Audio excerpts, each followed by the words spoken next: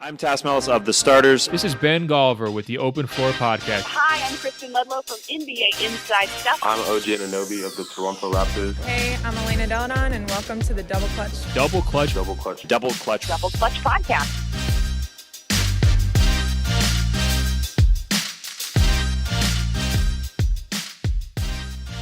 Welcome to the latest WNBA episode of the Double Clutch Podcast with me, Josh Coyne. In this instalment, I had the chance to speak to Sandy Brondello. In line with coaching her native Australian national team, Brondello is the esteemed head coach of the Phoenix Mercury. I spoke to Sandy as she was getting ready for the first WNBA preseason games, and we discussed the team's preparation throughout training camp, building around Brittney Griner, dealing with the roster arriving from different teams around the world as they play internationally, an update on Diana Taurasi's recovery, the experience of coaching her, winning a WNBA championship, coaching the Opals, and which coaches in the basketball world inspire her. So without further ado, here's my interview with Sandy Brondello. Training camp well underway, and you've got a pre-season game this weekend. So what are your thoughts on how preparation for the forthcoming season has gone so far? Yeah, look, I think it's gone quite well. We were happy with the players that we added to our team through the draft and also free agency. Everyone knows that we had some injuries as well, but overall the standards have been quite good. But look, we'll learn a lot by playing those preseason games too, where we're at, what we need to work on in the following few days, weeks before our first game of the regular season. Okay, and when you are looking at people in training camp, what are the key things as a head coach that you're actually looking out for at a camp? So is it a player selection? Is it working on what would suit the team schematically? What else is there to consider that wouldn't be there for the public to see? Well, we have Brittney Griner, who's one of the most dominant big players in the game. And, obviously a lot of it is played around her. So when we sign players, we kind of look at their versatility. We like players that actually can shoot the ball because that will open up for her. But we also, leading into the season, we knew areas that we needed to get better at from last year. And that was defensively. We needed to get a little bit more toughness. And I think we did that, not just through the draft, but also free agency with Essence Carsons. And re-signing our free agents, Brianna January, Dewana Bonner, Sancho Little, even though she's coming back from ACL, just critical to our success on that defensive end. But then players that complement each other. Obviously we have a salary cap. There's only so many players we can fit into it. So it's trying to get those best players that, fit the system, but will fit, how we want to play, together. And, I think we've done well in the past, but we know to win, we have to get, there's a few areas we needed to get better at. And I think, we've highlighted some of those areas. Okay, and then what is the process of actually working on that in preseason? Do you use it fully as a kind of training activity at this point? Yeah, look, in the preseason games, you want to make sure you're evaluating all the players. But at the same time, you don't have much time together. Players are returning from playing in Europe or Asia or Australia or wherever they were. And it's getting them back, just getting the chemistry. And it helps when you have continuity in players. They understand the system. You see that their chemistry is ahead of each other. But I've been really impressed how the rookies in particular have grasped what we're trying to do and how, after day 4, how comfortable they are now. But look, going into the game, we'll just test them out and give them opportunities, and we'll make decisions as it gets nearer to the season on who those last 11 or 12 players will be. Okay, and you mentioned about the girls who went over kind of playing internationally, and people are coming from all over the world, and you would have some experience of it yourself as from your playing career. But as a coach, in terms of finding a balance, what are the kind of challenges in terms of when people arrive from all around the world playing for different teams in different environments that present themselves? Well, obviously you get a little time together to work on the way that you want to play the game, and everyone plays differently. Obviously, there's always different terminology that's used. So it's just having that time to create new habits for them with what they had, obviously, playing for their teams overseas, because it's all different, playing with different players as well. But look, players, it's a part of the game, though, because, they needed to go out. This is a way for them to make a good living, and they go over and play overseas. But it's not just making a living; it's about working on their game as well. So, I did it as a player and doing it as a coach now, and I totally understand it. And I just want them back. I try and give them a few days off actually after any European season because they need the rest. Going all year round is a grind. Been there, done that. So I try and freshen them up as much as I can, but try and still having the time that we need to spend together to get some kind of rhythm going into that first game. But it helps when you bring a lot of players, similar players, back together. But look, we'll be without one of our best players, Diana Taurasi, for 10 to 12 weeks. So, that's another adversity that we have to face. But we just face it head on, and we're just going to keep moving forward, and we can't wait for her to get back. But others have the opportunity to step up and show us what they can do. Okay, and that's obviously huge news around the league. Do you have any further detail on the recovery of Diana? Yeah, look, she's doing well. She's she's probably ahead of schedule at the moment. She's moving much better. She's able to do stationary shooting, so on court, which is a huge bonus for us. But look, we want Diana to be healthy. I thought last year was probably one of the best years I've ever seen her play, and that's at the age of 36. So really quite amazing. And while we know Diana is one of the greatest shooters in the world and one of the greatest players ever, what you really, it's not just her scoring you miss. I mean, I think for us what we'll miss is just her basketball IQ, but her passing, her ability to create for others, and her leadership. But look, she's still being a leader. She's still around the team, and she's doing what she needs to do. And we can't wait to get it back on court. But in the meantime, we need others to step up. And, maybe in the long term, maybe that's a good thing. And because others will have a bigger role at the start of the year than maybe they wouldn't if she was playing. So, but, we just want Diana to be healthy because that gives us the best chance of winning a championship. Yeah, and I think you kind of already half answered the question, but in terms of coachability aspect, what is it like having a leader like Diana in the camp, and what effect does it have on the younger players? Well, it's fantastic. Look, Diana wants to win. I think she's the greatest player I've ever seen in terms of getting on the practice court, and she trains like she plays. And not everyone does that, but she's got this will to win. And that's what makes her really special too. But she's also very smart. She's been in the system for a while. So it's great for me now. She's like, they say the point guard is also a coach on the court, and it's true because she knows what we want to do. So she can put players into positioning as well and be that other voice out there. And, obviously those young players, all players just look up to her. She's achieved so much, but she's so humble in what she does. But she's attention to detail, which I love because that's how I am. So, it's great having, we're just working off each other, and she's giving all the feedback to the players just to help them to get up to speed, especially the new ones, understanding how we want to play the game. And one more question I have about Diana is that when she shares the court with Sue Bird, from the outside looking in, it's, with them being former college teammates and best friends, what's it like to see them kind of battle each other up close? Oh, it's great. None of them back down. And, obviously we had a really close series last year with the Seattle Storm. It went to the 5th game, and Sue Bird really just broke our backbone. She made big threes in that 4th quarter to take advantage of the game and win the series. But they're fierce competitors, but they're great friends. That's how basketball should be. We all like each other. We all play against each other all around the world. We like that, personal side of it. But once we get on the court, where it's more about, hey, I'm a Mercury player or I'm a Storm player, and we're doing the best that, they can to win a game. But it's good. It's a real healthy rivalry. I love it. Yeah, and the kind of friendship can just be put on hold until the final buzzer. Is that right? Yeah, it does. They'll have a bit of a laugh during obviously the game at times, but, just in certain situations. But it's really focused. And after the game, they just go back to being friends. And that's what it should be like. Yeah. And with your personal on-court history, you have an experience as a shooting guard. So do you feel as though it's helped you stay attuned with some of the stylistic changes to the league and basketball as a whole throughout the world in the way the floor stretches out? Yeah, no, definitely. I'm a real student of the game, and I know we have a very dominant big 5 man, and I knew that we needed to space around it. So we need movement, putting her in positions to take away the trapping and to make her get easy baskets. But you've got shooters around it. You can never have too many shooters on a team, we say.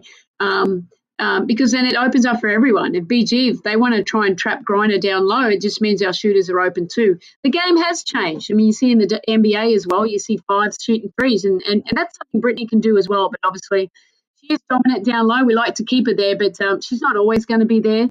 But look, we want to make sure the players that they're not just one-dimensional. I mean, there's versatility. They can shoot, but they can also drive and pass and be basketball players and good teammates. That's critical for us. Let's take a quick break to talk about our friends at NBAstore.eu. As Europe's official online NBA store, it has everything you need to support your favourite NBA team, from flags to socks to on-court gear. And Double Clutch listeners get 15% off any order by using the code DCPOD15. That's DCPOD15 at checkout. That offer excludes clearance items, but regardless, what are you waiting for? Head to NBAstore.eu and use DCPOD15. I want to talk about your time with the Mercury and your kind of immediate impact, surpassing the win total record and winning the championship. So how does it feel within the moment? How does it feel for things to kind of fall into place like that? Well, it feels great. I mean, it's just, you come to a really great organisation to have that opportunity to coach. I'm very grateful for that.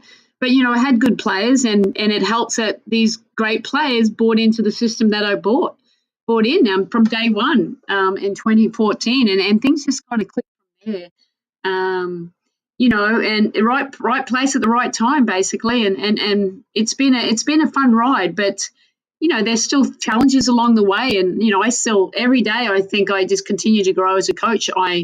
I study not just NBA. I'm looking at European games and watching a lot of games, and stealing plays from others. If I think that will suit our style of game too. So I don't sit standing still. I think I'm a really hard worker. I'm attention to detail. I want to make sure that the T's and the I's are all they're crossed and dotted, and my preparation, and that's what it's about. I think if I'm prepared, I'm okay going into the game. But yeah, I mean, some games, there's plays where you think, end a game, I should have played something else, but that's a part of the game. I don't think I'm always perfect. I never will be perfect, but I'll keep working hard to make sure that I'm the best coach I can be and hopefully lead this team to another championship. You just said about kind of what you take from other coaches, and who are some of the coaches that you look up to in that sense? Well, I love Boston Celtics coach. I steal a lot of plays from him. But look, in everything, you see the NBA now. I mean, I like a lot of their actions. We run plays from every team. I think Denver Nuggets has some great ones. I think Quinn Snyder from Utah Jazz is a fantastic coach. But, I look at styles that would fit us, who has a dominant five player. And, not all teams have that. And the NBA probably not as much anymore now. But there's still players around. But you steal it off. But in the end, I form my own. Over the years, I've been able to form my own system, per se, that, I think it's been successful, but I'm not afraid to change it to suit the players that I have. That's about just being open-minded, and I think I'm very open-minded, and, I try and play to the strengths of the players that I have, and, hopefully that can bring us a lot of success. And kind of adaptability is half of the battle, really, within coaching. And even when you see that, you mentioned Brad Stevens, even he has openly kind of said that, that's what coaching is about. It's if you don't let your pride get in the way. If you see an idea you like, and then you can change it in a way that helps you and the team, then why not? We live in a world where people want things instantly. So when you did have that kind of immediate success, do you think that kind of inadvertently put a target on your back and left you actually with less room for error? Oh, I mean, yes and no. I mean, I think the organisation see how much work that not only myself, but the coaches and the players put in to try and be successful every year. We've had to face some adversity. We had a fantastic, I don't think anyone will ever win 29 games again. I mean, obviously the talent gets better and better, but it was just one season just came together. You had great chemistry on and off the court. But you need great players to do that as well. But not only just great players, you need, your best, we have a big three, but the big three is not going to win us a championship. It's the players, those supporting players around it. being able to accept their roles and playing the role that they're asked to do to the best of their ability. I mean, that says a lot about a lot of players as well. So you can't have too many main players without enough Indians there to do all that little work as well. And I think that's important. But look, on 2015, Diana Taurasi and Penny Taylor took that year off, and we still had a pretty good year, over 20 wins. And then 2016, that was the toughest year for me. We just didn't have the chemistry that we needed, and that's why in 2017 we blew the team up. I think my general manager and myself realised that this doesn't work anymore, and we blew it up, and we brought 2 players back from the year before. Now, obviously, it was an Olympic year, so some of the Australians weren't with us, but we blew it up, and we still did pretty okay.